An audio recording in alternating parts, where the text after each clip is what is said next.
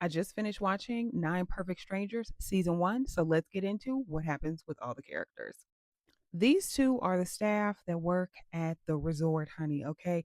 She calls the police. Well, she goes to the police because she skedaddles out of there, honey. Brings them in, guns blazing, sirens going off. They end up joining the Peace Corps together because, let's be honest, they were always going to end up together. He was not going to end up with Nicole. Come on.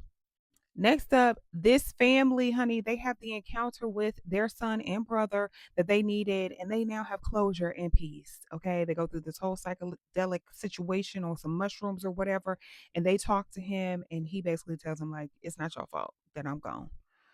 Nicole is still taking some kind of psychedelic, okay, and micro dosing because she's in here with her dead daughter in the car living her best life.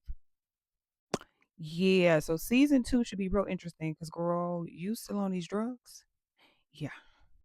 Lars writes a whole article for the New Yorker about Nicole's character, honey, okay? And he has a baby with his boo Ray. I love it.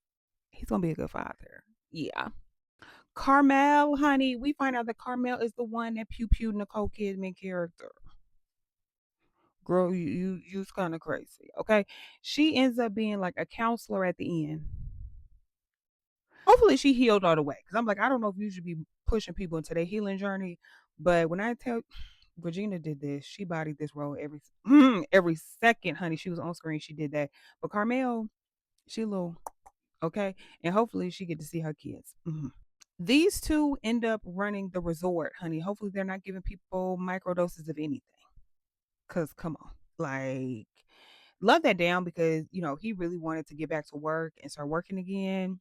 Clearly, we saw Nicole in his car, so maybe that was the trade off for the resort, or maybe they gave her some extra monies as well.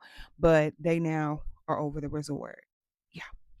In the flash forward or whatever, when it shows them, it almost looked like they were doing a little vow renewal because that's what they wanted to do because they're both in all white. But then it pans out and shows that they're welcoming people to this new resort.